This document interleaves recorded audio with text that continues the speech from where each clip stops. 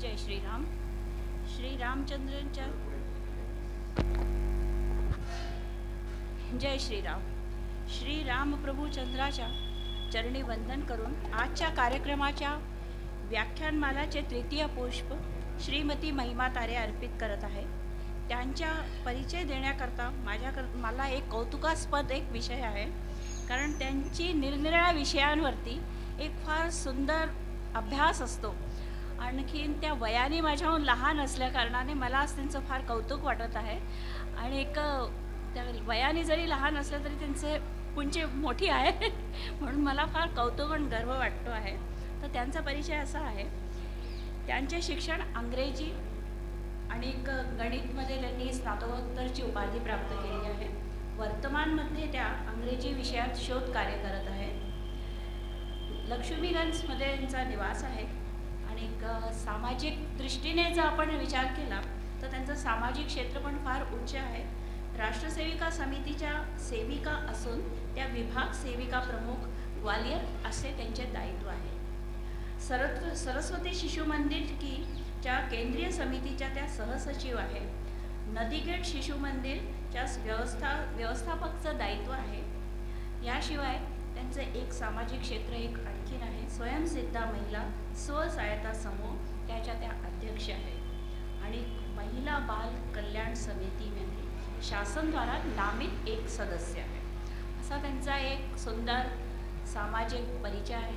तर आज मी त्यांना निवेदन करते की त्यांनी त्यांचा जो विषय आहे भक्त शबरीबद्दल आम्हाला सांगून भक्त कसा असावा त्यांच्या आज व्याख्यानात आम्हाला कळेल. आणि मी त्या भक्तीच्या मार्गात पूर्ण न्हावून निघू अशी मला अपेक्षा आहे.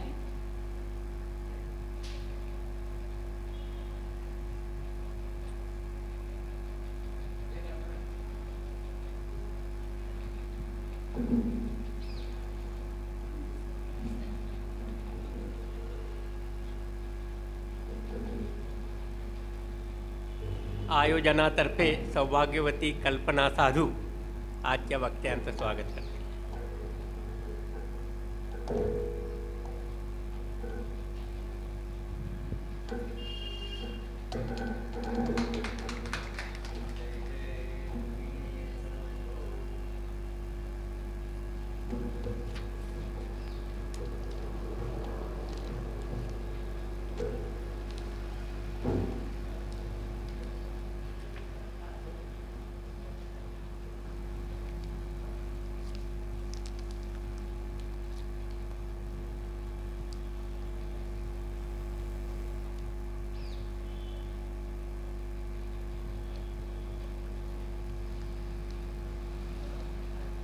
यहाँ उपस्थित सभी भक्तजनों के चरणों में सादर प्रणाम करते हुए आज के वक्तव्य की शुरुआत कर रहे हैं.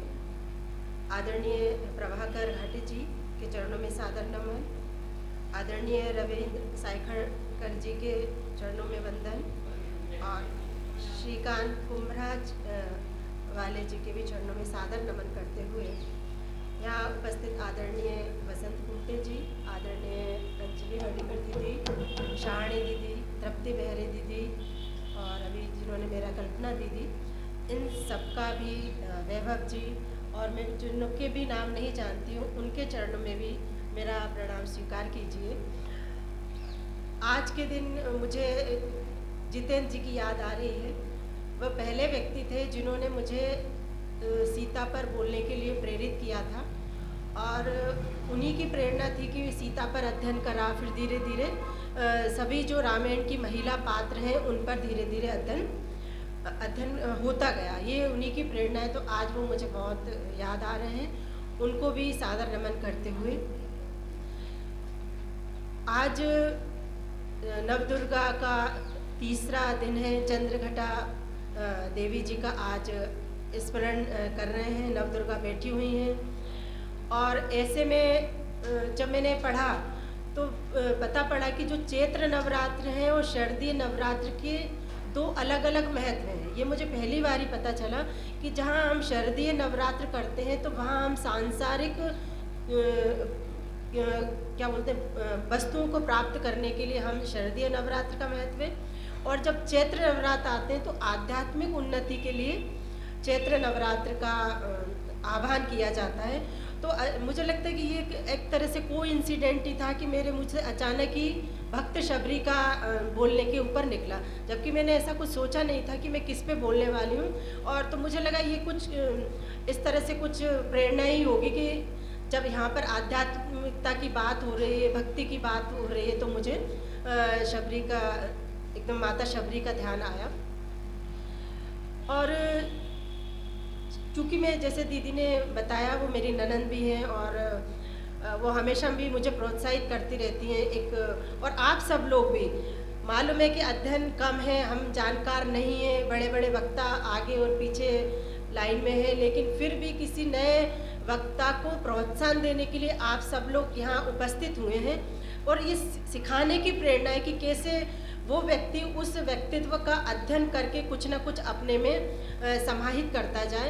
तो जो भी सब मेरे को प्रोत्साहन देने के लिए, और मैं कुछ ऐसा बहुत अधिक जानती नहीं हूँ, फिर भी आप सब लोग मेरे प्रोत्साहन देने के लिए आए हैं, इसलिए आप सबका सादर धन्यवाद।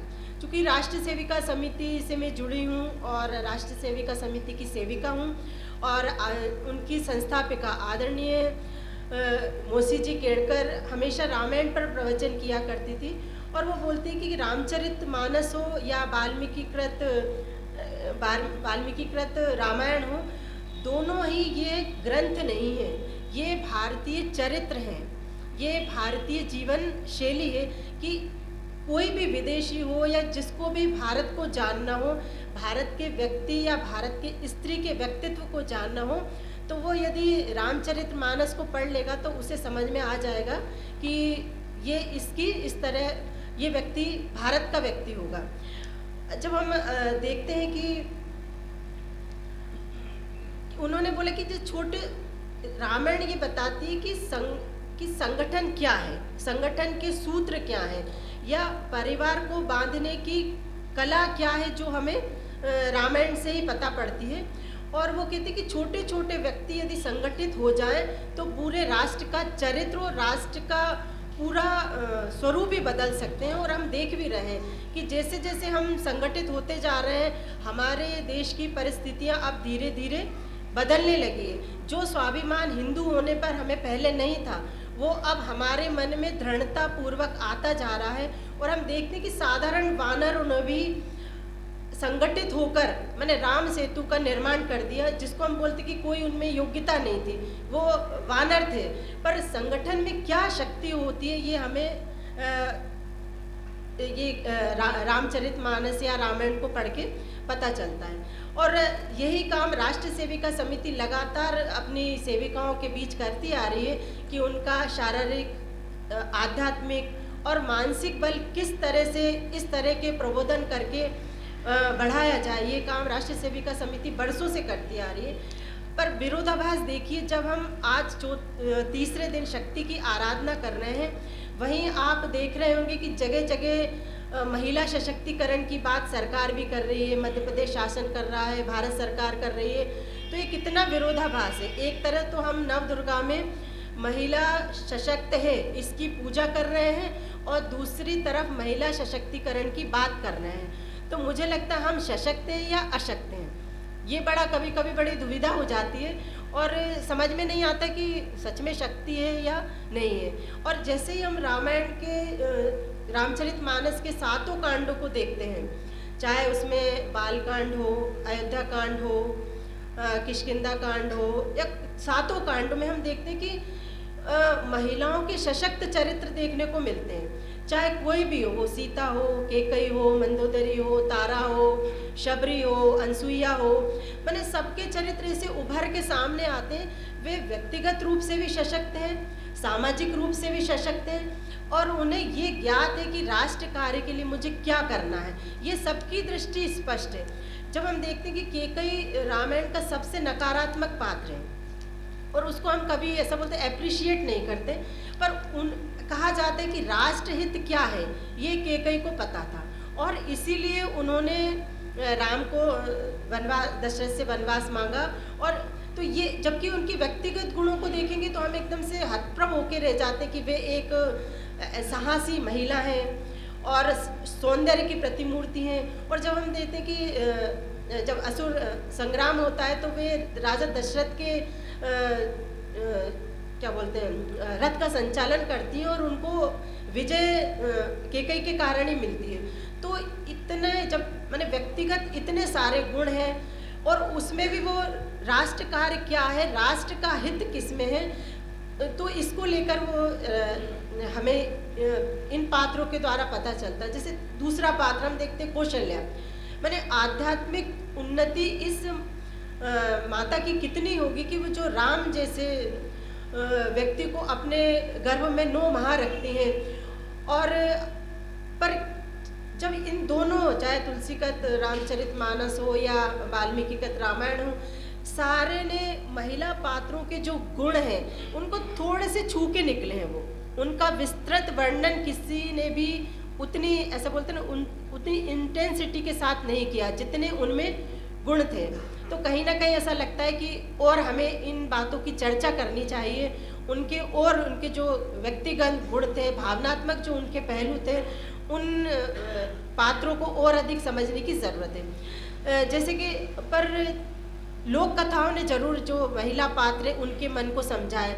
सीता है, हम देखते हैं कि सीता को समझने के लिए मृदुला सिन्हा ने 2-3 किताबें लिखी हैं, सीता पुनी बोली, तो उसमें वो सीता के मनोभाव को दिखाते बहुत सुंदर तरीके से कहती हैं कि जब राज्याभिषेक जब धनुष कोई राजा नहीं तोड़ पा रहा था, तो आप उस स्त्री की या उस जो विवाह योग्य महिला है पूरे दरबार में खड़ी है, कोई धनुष नहीं तोड़ पा रहा है, तो उन्होंने बोला कि उसकी मन स्थिति को तो देखना चाहिए था कि कितना उसके मन में वो हो रहा होगा कि कौन तोड़ पाएगा। मैंने निराशा का जो भाव था तो वो दर्शाने में कहीं ना कहीं और भी अधिक हमको मैंने लोक गाथाओं में, लोक जीवन में इसको और अच्छे से समझा है।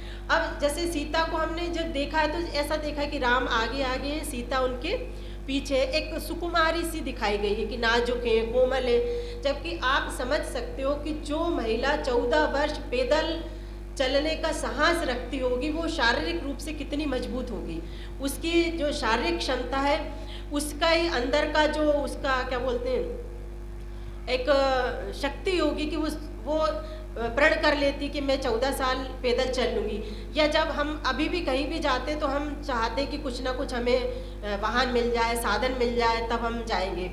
और जब भी हम चित्रकूट जाते हैं तो देखते हैं कि चित्रकूट पे सीता रसोई बहुत ऊपर है। जो भी गए होंगे उन्हें देखा कि एक सीता रसोई वहाँ है। हम जब एक बार पहाड़ पर चढ़ के देखते हैं तो ही थक जाते हैं। वो सीता बार बार पानी लेने के लिए, फल सब्जी लेने के लिए कितनी बार मतलब चढ़ती उतरती होंगी।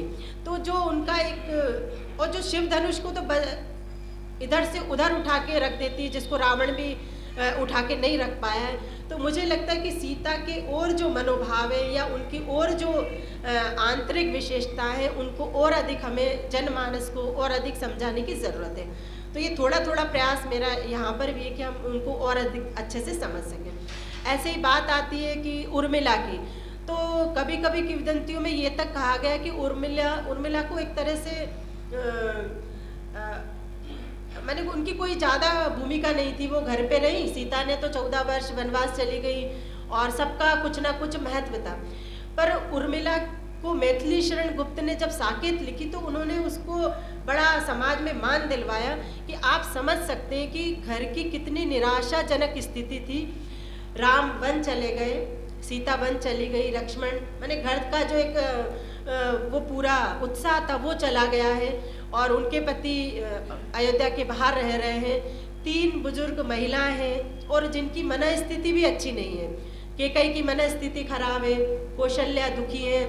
तो इन परिस्थितियों में पूरे घर को और राज्य को किस तरह से उन्होंने व्यवस्थित रूप से संभाला होगा।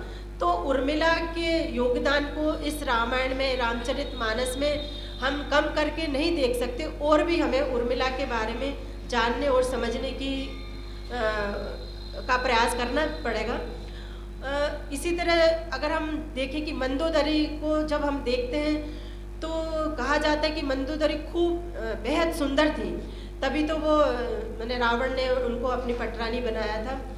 पर उस महिला का भी हम जब देखें तो वो एक उसको देश परिस्थितियों का ज्ञान था, उसे मालूम था कि लंका में क्या चल रहा है। वो एक घरेलू महिला नहीं थी, ना वो अभिमानी थी कि जिसका पति रावण हो और जिसका पुत्र मेघनाद हो जिसने इंद्र पर विजय प्राप्त की।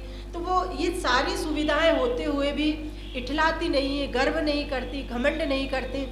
तो मंदोदरी को भी, और हम आगे आगे समझते जाएंगे।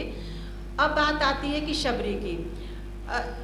शबरी के बारे में हम जैसा कि इन महिला पात्रों के बारे में बताया कि थोड़ा थोड़ा सतही तौर पे तुलसीदास जी ने छूते हुए निकलते चले गए, पर शबरी को भी हम देखते तो बस हमें एक बात यही दिखाया गया है कि वो बूढ़ी सी कोई महिला है और जो राम को अपने झूठे बेर खिला रही है।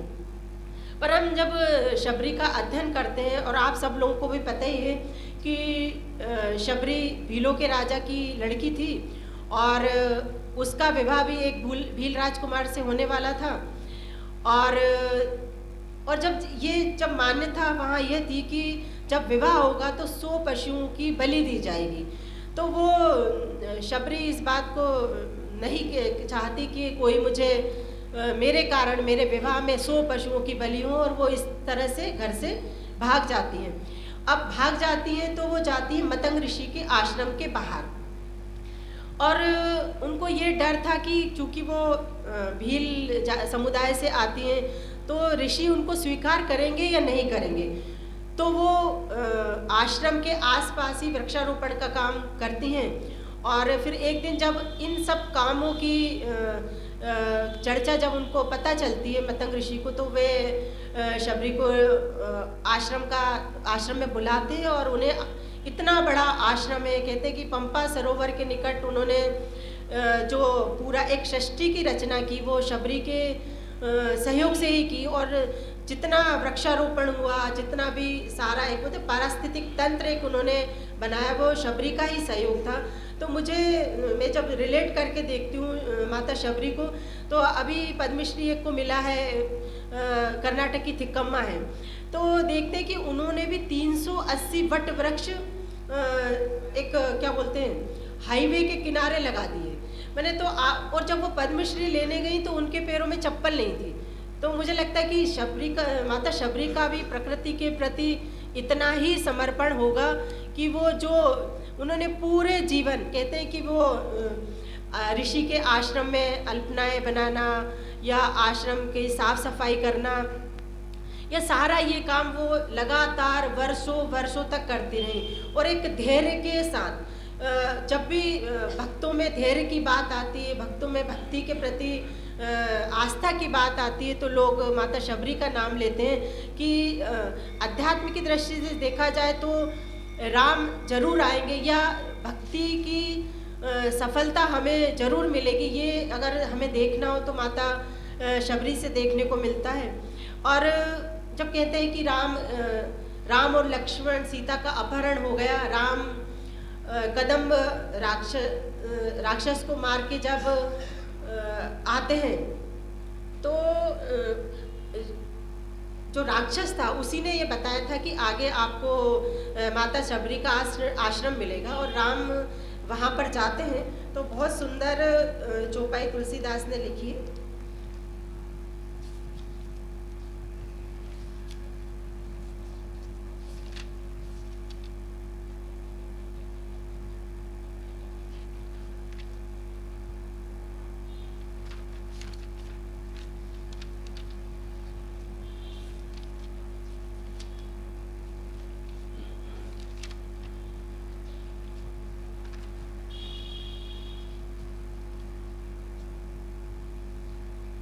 तो कहते हैं कि जब राम आश्रम में आते हैं, 2 मिनट माफ कीजिए मुझे।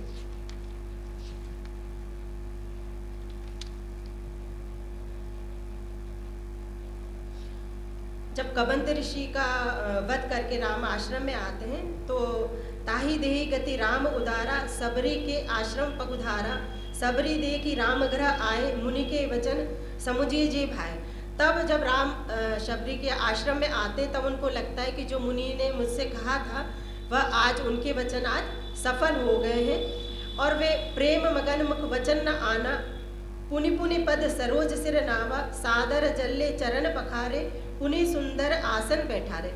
तो वो इतनी प्रेम में मगन हो गई, वे राम के मुख को बार बार देख रही हैं और उनके चरण कमल को में सिर नवा रही हैं और श्री राम और लक्ष्मण के चरणों पर जल डाल रही हैं और उन्होंने इस तरह राम की वंदना करके उनको आसन पर, सुंदर आसन पर बैठाती हैं। फिर आगे बोलती, पानी जोरी आगे भई ठाड़ी, प्रभोय बिलो की प्रीति अति बाड़ी, केही विधि अस्तुति करो तुम्हारी, अधम जाति में जगमति भारी। वो कहती कि मैं तो अधम जाति की हूँ और मुझे ये समझ में नहीं आ रहा है कि राम मेरे आश्रम में है और मैं उनकी किस प्रकार से वंदना करूं। और क्योंकि मैं तो, मुझ में मतलब योग्यता भी नहीं है और जाति से भी मैं निम्न जाति की हूँ, तो मुझे समझ में नहीं आ रहा है। वो एक तरह से भाव विभोर हो रही है। इस पर राम उनसे कहते हैं, अधम ते अधम अति नारी, जिनमा में मति मंद उघारी, कह रघुपूति सुने भामनी वाता, मानव एक भक्ति कर नाता। वो कहते हैं कि मुझे इससे कोई मतलब नहीं है, जो भक्त मेरी भक्ति करता है मुझे तो बस भक्ति का नाता उस भक्त से होता है। जब बार बार शबरी अपने को अधम और नीच कहती है तब वो कहते कि मेरा तो भक्ति से नाता है। जाति पाति कुल धर्म बढ़ाई, धन बल परिजन गुण चतुराई, भक्तिहीन नर सोहर केसा, बिनु जिल वारिद देखो जैसा। राम कहते हैं कि भली जाति अच्छी है आपकी, कुल आपका अच्छा है, धर्म में आप बड़े हुए हैं, आपके पास धन है, बल है, परिजन है, पर यदि आप में भक्ति नहीं है तो वो परिवार या वो व्यक्ति उस आकाश के समान है जिसमें पानी नहीं है, माने वो उस बादल के समान है जिसमें जो जल नहीं बरसाता। तो यदि भक्ति है तो ये सब है, तो वो व्यक्ति का सौंदर्य बढ़ाता है। और हम देखते कि राम पूरी रामायण में कहीं भी किसी को उपदेश देते हुए नहीं दिखे।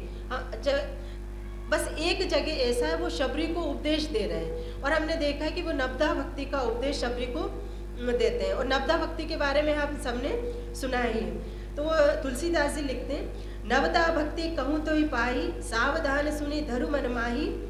वो कहते हैं कि ध्यान से जो नवदा भक्ति है वे उसका उपदेश मैं आपको दे रहा हूँ। प्रथम भक्ति संता कर संगा, दूसरी इति मम कथा प्रसंगा। वो कहते हैं कि जो प्रथम भक्ति है वह है संतों का संग बैठना, माने अच्छे लोगों का सत्संग करना। दूसरी भक्ति है कि मेरे जहाँ पर कथा प्रसंग चल रहे हों वहाँ पर जाना। गुरुपद पंकज सेवा, तीसरी भक्ति अमान, चौथी भक्ति मम गुण कही, कपट तजिगान। और गुरु के चरणों की सेवा करना तीसरी भक्ति है। और चौथी भक्ति है कि कपट रहित होकर मेरे गुणों का गान करना। मंत्र जाप मम दृढ़ विश्वासा, पंचम भजन सो वेद प्रकाशा, दृढ़ शील विरति बहु कर्मा, निरत निरंतर सज्जन धर्मा। बोले जो चौथा बात है वो है कि मंत्र जाप। मंत्र की बड़ी क्या बोलते हैं, बड़ा नाम है, हम सब जानते हैं चूंकि भक्तगण बैठे हैं। पंचम भक्ति जो है वो है कि वेद का पठन करना और सज्जनों का निरंतर साथ रहना। सातवा समोही मैं जग देखा, मोते संत अधिक कर लेखा, आठव जय लाभ संतोषा, सपने हो नहीं देखा ही पर दोषा। और वो कहते हैं कि सातवीं भक्ति है कि हमें मतलब अपनी इंद्रियों का निग्रह करना और सपने में ही दूसरों के जो दोष है उनको नहीं देखना। नवम सरल सब सन छलहीना, मम भरोसे ही हर्ष न दीना, नवमहु एकव के होई, नारी पुरुष सचराचर कोई। मैंने कि छल कपट छोड़ के जो मुझ में प्रीति रखता है, मेरी भक्ति करता है, वो मुझे अत्यंत ही प्रिय होता है। पर जब हम वाल्मीकि रामायण पढ़ते हैं तो वहाँ पर नवदा भक्ति का कोई भी ऐसा बोलते कि उल्लेख नहीं है। वहाँ पर शबरी और राम का संवाद बताया गया है और राम शबरी से बहुत सारे प्रश्न करते हैं और उनके उत्तर के रूप में वाल्मीकि रामायण में दिया गया है। और वे शबरी से ये पूछते हैं कि क्या तुम्हारी भक्ति दृढ़ हो रही है। और भक्ति दृढ़ होगी ये कैसे पता पड़ेगा? क्या तुम्हें क्रोध और भोजन पे तुम्हारा नियंत्रण हो गया है? यदि जो भक्त होगा उसका क्रोध पे और भोजन पर नियंत्रण होगा। और फिर आगे वो कहते हैं कि क्या तुम्हारे मन में सुख और संतोष है?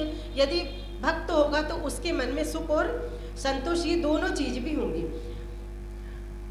और आगे वे बोलते हैं, सोई अतिशय प्रिय भामनी मोरे, सकल प्रकार भक्ति दृढ़ तोरे, जोगी वृंद दुर्लभ गति जोई, तो कहूँ अजी सुलभ भर सोई।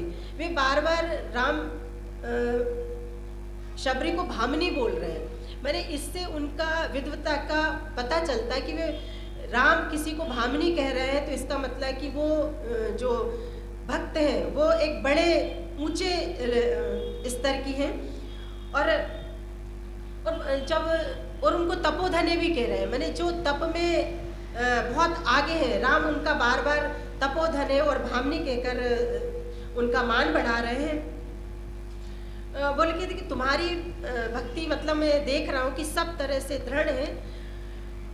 और वे आगे ये भी कहते हैं कि उनको मालूम था कि सीता का पता माता शबरी को पता है, तो वो ये सारी जब नवदा भक्ति की बात हो जाती है वे उनसे प्रश्न कर लेते हैं। तो वो आगे कहते हैं कि अब मुझे तुम ये बताओ कि सीता मुझे कहाँ मिलेंगी। तो शबरी कहती, पंपा सरई जाऊ रघुराई, तह होई सुग्रीव मिताई, सो सब कही देव रघुवीरा, जानत पूछो मनि धीरा। वो कहते हैं कि आप पंपा सरोवर के पार जाइए, वहाँ आपको जो ऋषिमुख पर्वत है वहाँ आपकी मित्रता सुग्रीव और हनुमान जी से होगी और वो आपका सीता को ढूंढने में मदद करेंगे। अब यहाँ पर एक महिला जो दंड कारण्य में रह रही है, एक घने जंगल में है, उसे ये माने दिशाओं का ज्ञान है। वो समसामयिक परिस्थितियों से उसे पता है कि कहाँ पर सीता का हरण हो गया है। वो एक तरह से ऐसा नहीं बोलते कि मैंने सामाजिक सरोकार है उसे, और वो सब जानती है कि दिशा कौन सी है, किस दिशा में क्या चीज़ है, और वो जो राम को एक तरह से दिशा देने का काम कर रही है। तो यहाँ सिर्फ हम ये नहीं कह सकते कि वो एक भक्त अकेली है, वो पर्यावरण प्रेमी है, वो पशु प्रेमी है, वे एक अच्छी सामाजिक नागरिक हैं। और यही राष्ट्र सेविका समिति वर्षों से 80 दशक से ज़्यादा होने पर ये वाले काम करती आ रही है। और वो भी महिलाओं से यही चाहती है कि वे एक अपने जो समाज की समस्या है उनके प्रति जागरूक हों, और समाज को, चूँकि वो आधा भाग है इसलिए समाज को भी वो माने समाज की जो समस्या है उनके दृष्टिकोण को वो माने अपना दृष्टिकोण पूरी तरह से रखें। और आज भी हम देखते हैं कि छत्तीसगढ़ में शिवरी नारायण एक जगह है, वहाँ पर माता शबरी की जगह बनी हुई है, और कहते हैं कि वहाँ पर जो वृक्ष है उसके पत्ते भी द्रोण की तरह हो गए हैं। और ये पत्ते द्रोण की तरह कैसे हो गए? क्योंकि कहा जाता है कि इसी पर शबरी ने बेर रख के राम को खिलाए थे। तो मैंने शबरी का केवल इतना सा कि शबरी मात्र झूठे बेर राम को खिला रही है, वो मात्र एक बूढ़ी सी महिला है। तो मुझे लगता है कि हम सब जो महिलाएं यहाँ बैठी हैं, वापस रामचरितमानस की जो भी महिला पात्र हैं उनका पुनः हमें स्मरण करना चाहिए, और उनका जो दूसरा पक्ष है, महिला होने का जो दूसरा एक अच्छा पक्ष है, मानवीय पक्ष है, और उनकी जो चारित्रिक विशेषताएं, उनकी जो बौद्धिक विशेषताएं, उनको भी हमें समाज के सामने लाना चाहिए। इसी के साथ मैं अपना वक्तव्य समाप्त करती हूँ। धन्यवाद।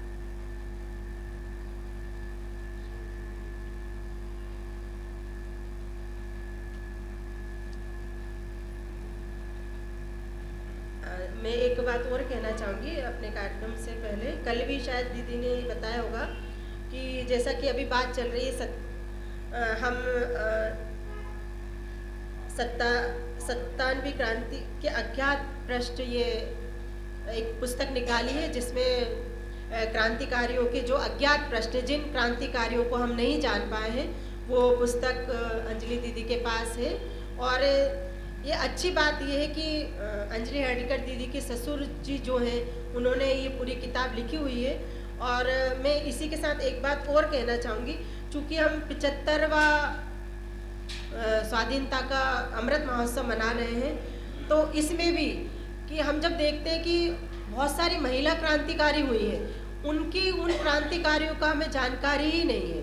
अभी चूँकि हमने अध्ययन कर रहे हैं तो हमने देखा कि इतनी महिला क्रांतिकारी हुई हैं, हमें मात्र 10 महिला क्रांतिकारियों के नाम पता है, उससे ज़्यादा भी नहीं पता। पर जब हम अभी इतिहास देख रहे हैं, उसका शोध कर रहे हैं, तो हर एक महिला ने कितना कितना योगदान अपना दिया है, तो उसकी भी हमें जानकारी इस अमृत महोत्सव में हम प्राप्त करें। धन्यवाद।